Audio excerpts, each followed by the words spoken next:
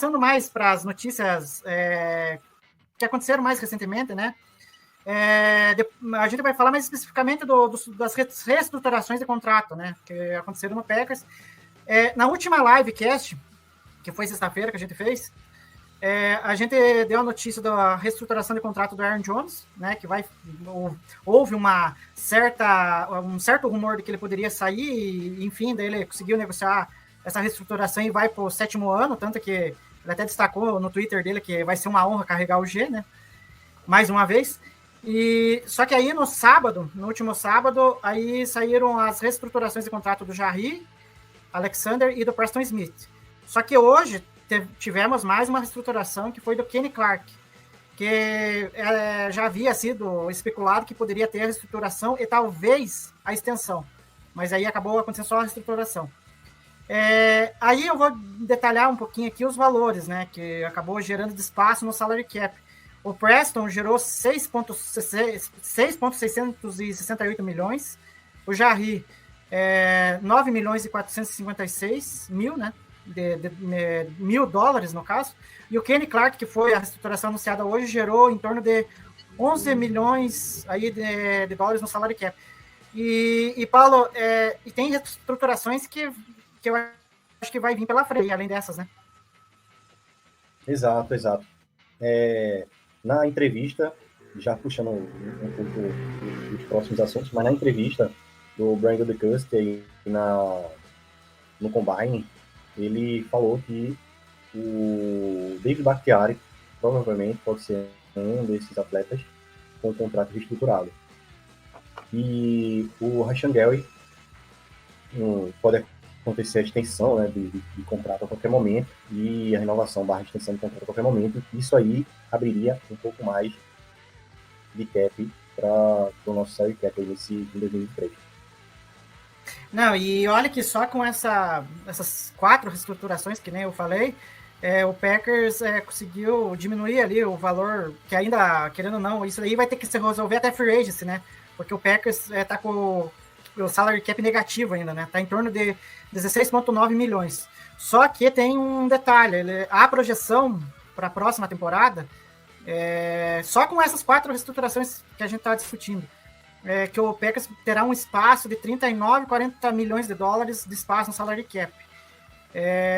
Só com esses 4. E como você próprio disse, né, Paulo? Vai ter possivelmente a reestruturação do Bakhtiari, que está sendo negociada aí. Então pode ser que nos próximos dias a gente já saiba alguma notícia, né?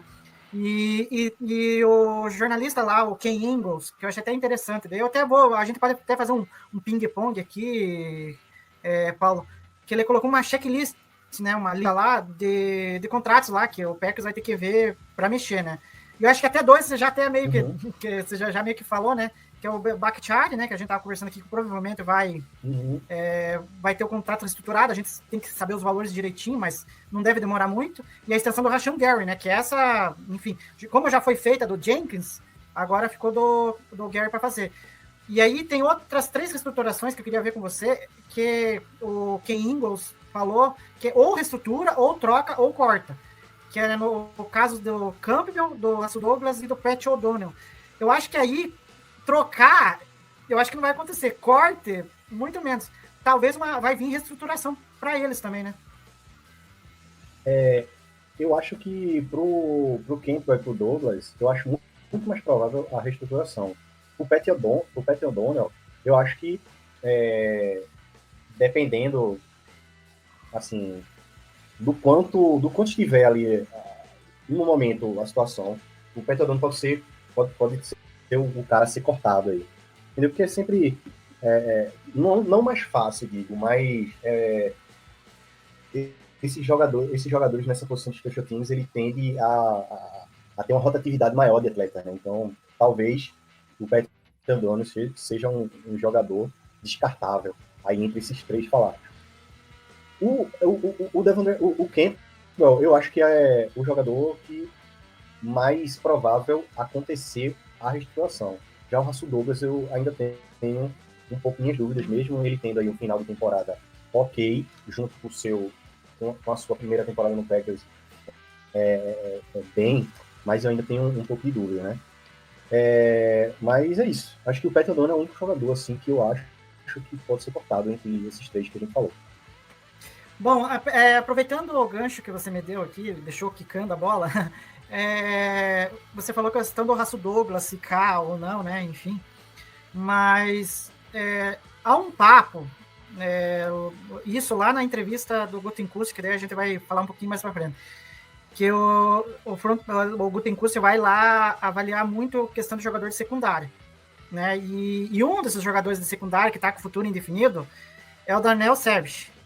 E a galera lá tava falando que, da imprensa, que pode ser que como o Guti tá privilegiando olhar jogadores de secundário, pode ser que o Russell Douglas possa ser movido para safety e, no fim, tapar um buraco ali que provavelmente vai acontecer se acaso não trouxer de volta o Amos, e tem essa questão do safety, que ou estende o contrato, ou troca ou corta, né?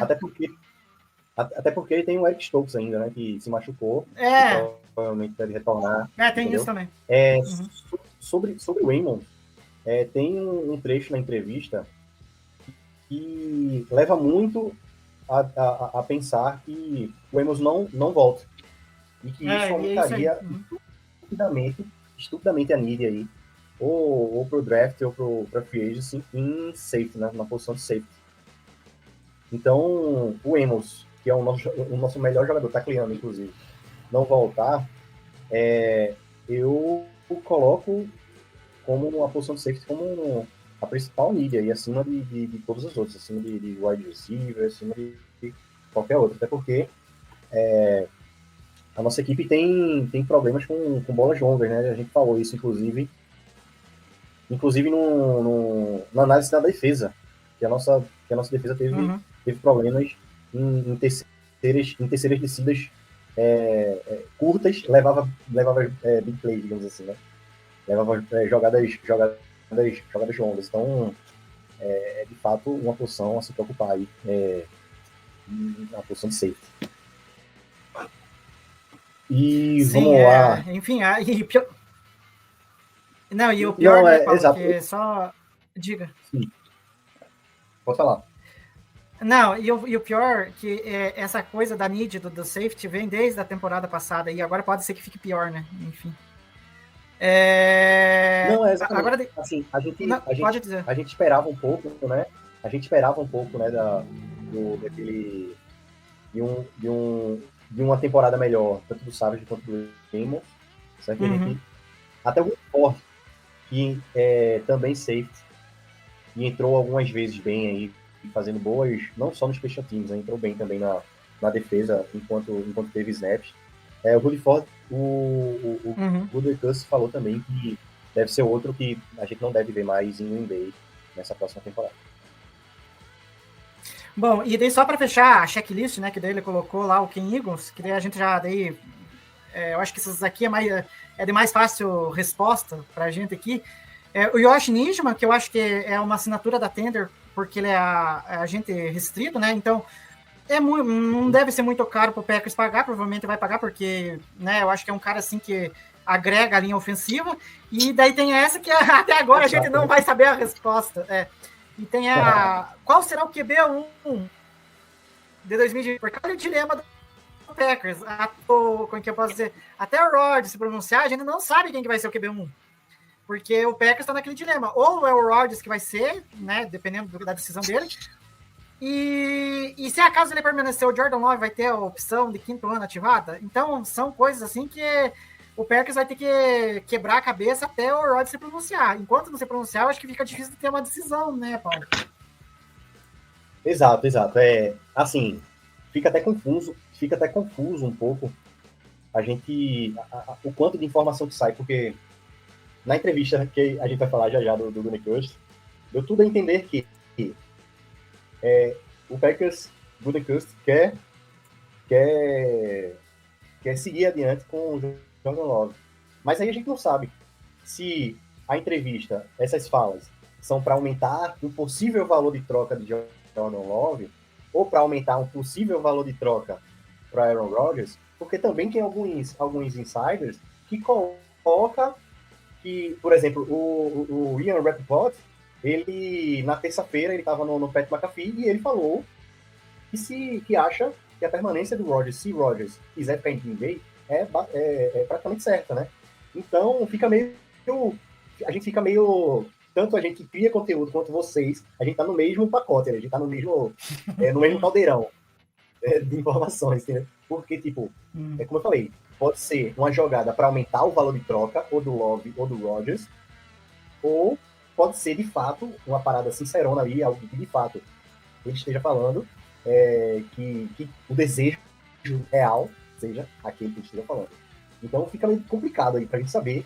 E, cara, é angustiante isso.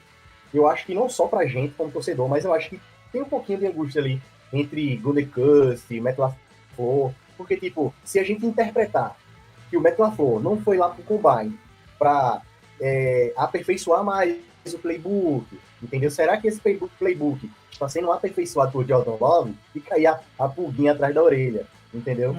Aí, são enigmas que não só o Rodgers coloca na gente, mas a gente fica ali nessa indecisão e é de fato de muito o próprio Packers alguma coisa, né? Exato, é muito difícil a gente cravar alguma coisa agora, entendeu? Até porque por conta dessas reestruturações a gente percebe que o rebuild, não existe rebuild por conta dessas reestruturações acontecendo. Mas seriam coisas já, como eu posso dizer, já previstas para a off-season. Então, fica assim, puxa corda, solta corda, puxa corda, solta corda. Né? E a gente só vai saber aí, tipo, hoje, dia 1 de março, que é o dia que a gente está gravando aqui a nossa live, o Rodgers ainda não deu a sua visão, mas amanhã pode acontecer dele chegar e a público e dizer, vou permanecer em Green Bay, ou se não, eu em Green Bay, eu e o Packers chegou numa posição em que a gente vai seguir adiante. Enfim, é isso. Ai, Paulo, você me deixou um trocadilho agora, infame. Você falou em iluminar. Eu acho que precisa iluminar, né, o Aaron Rodgers depois da escuridão que ele teve que enfrentar. Enfim, eu espero que alguma coisa ilumine essa cabeça do Aaron Rodgers. Mas só um detalhezinho antes de entrar na entrevista dele, que ele falou um pouco sobre escuridão. O Jeff Darlington falou uma coisa que você falou do Rapoport que eu acho interessante que o Jeff Darlington falou.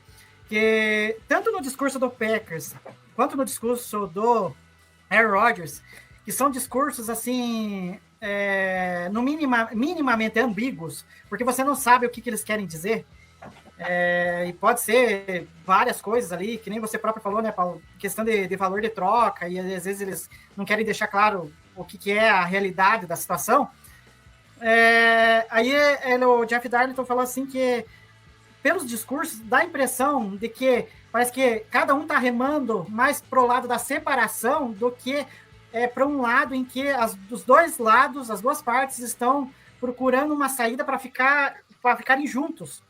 E daí aqui ele falou, e vai muito na linha que você falou também agora, as 2 próximas semanas, o que vai surgir de rumor vai ser uma coisa espetacular. Tanto que hoje até saiu um rumor de que o Raiders lá, junto com o GM, o Ziegler, se não me engano, com o Josh McDaniel, falou que nem vai querer entrar num leilão pelo Rodgers, muito por causa da questão da idade. Mas, enfim, não sei se quer comentar mais alguma coisa antes de entrar na entrevista.